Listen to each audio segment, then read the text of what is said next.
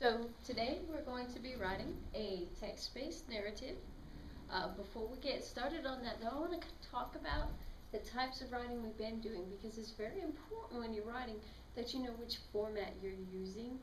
And specifically, like today when we're writing from a writing prompt, we need to be aware of what kind of writing we're being asked for from our writing prompt. So types of writing we have done so far are informative, main idea and details, opinion and details, and then this third one, narrative, a series of events. And you can probably see already that the narrative is a little bit different than the other types of writing. But let's kind of go over all three types briefly, just as a reminder of what it is each one is and does. So, the informative writing presents the main idea, okay, and gives details that go with the main idea. And you can example here, there's a specific way that a ball has to be handled in soccer. Most players are not allowed to touch the ball with their hands. They have to use their feet, knees, or head. However, a goalie is the only player that is allowed to grab the ball with his hand.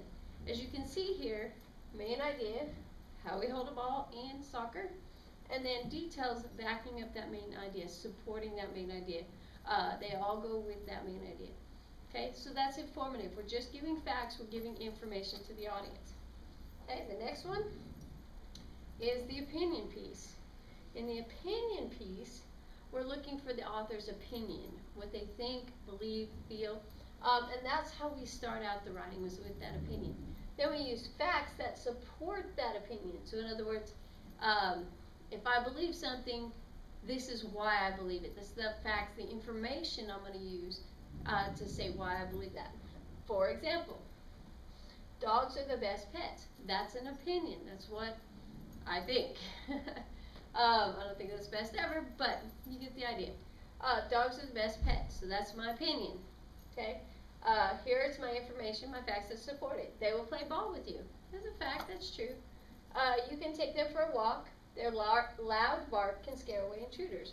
So you can see an opinion piece states what you think or believe, and then gives facts, pieces of information, facts are pieces of information, to support that opinion. Now, let's look at a narrative. A narrative is different. A narrative is a series of events in order. Okay? So it tells a story in order. We call that a plot. Whenever you look at the events in a story, what happens first, second, third, fourth, that's the plot. Okay? In the opinion and the informative, there's not a plot. There's not a series of events. It's just information, facts, and details. Okay? In a narrative, we put those details in order. Okay? Also in a narrative, we have a character. Because if you have events happening, well, they have to be happening to someone.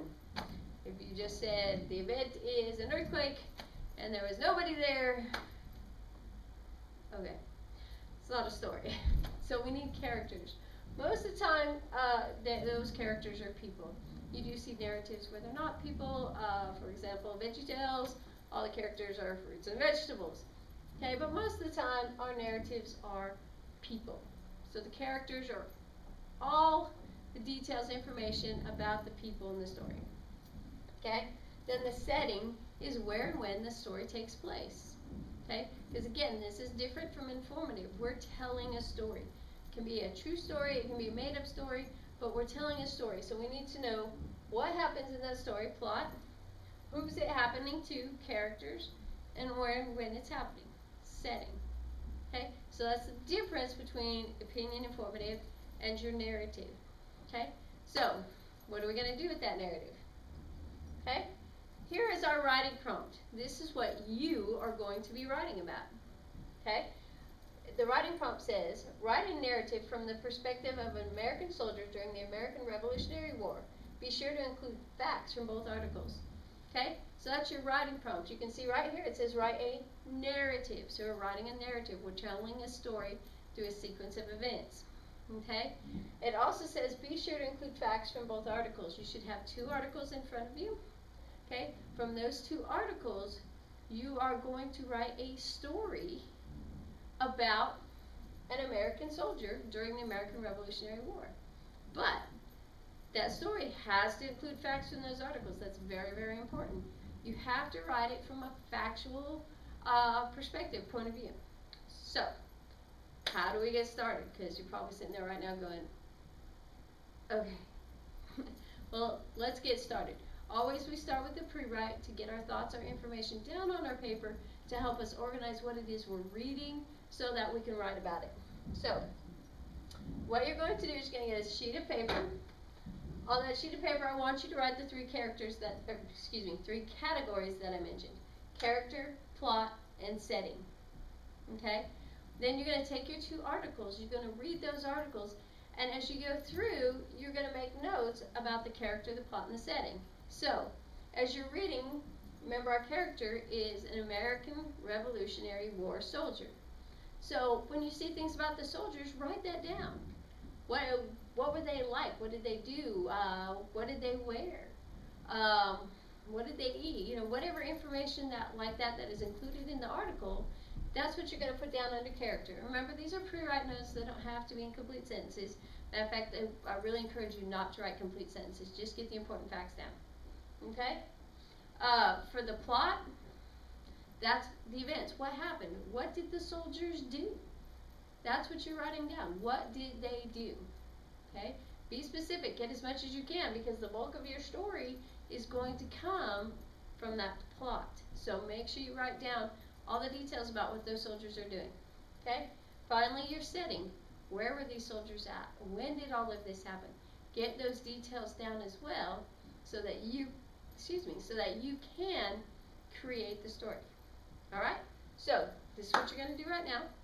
You're going to pause the video. When you pause the video, I want you to get out that piece of paper, write your three categories, read both of your articles, and take notes on character, plot, and setting. You are allowed to write on the articles as much as you want. You can underline, highlight, but your goal is to get those notes down on that piece of paper so that you can start writing your narrative.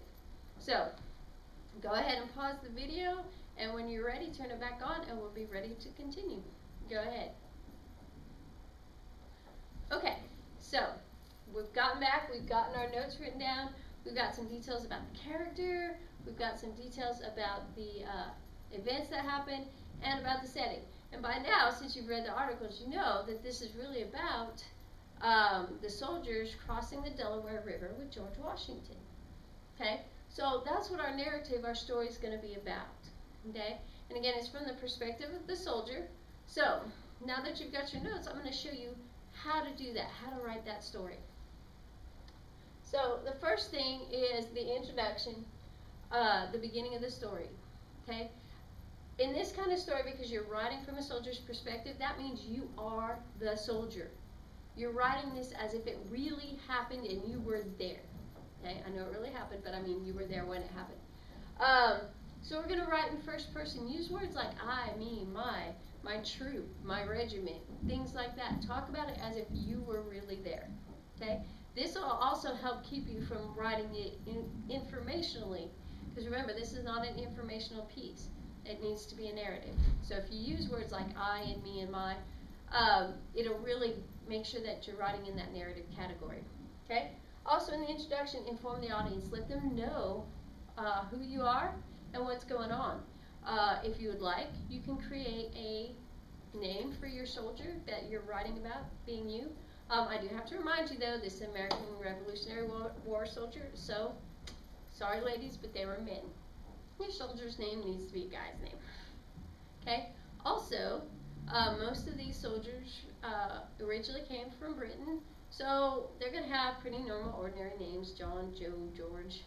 Okay? Keep it pretty simple. Don't spend a lot of time on the name. It's not really important, but you can add it if it helps you put it into that first person. You are George Smith, writing about what you did when they crossed the Delaware River. Okay?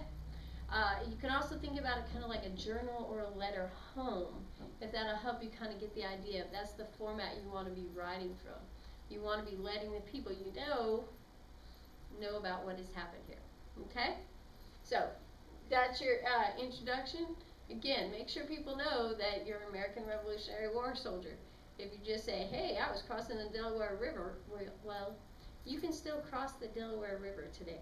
So make sure you've got it in that context so people know what's going on. Okay.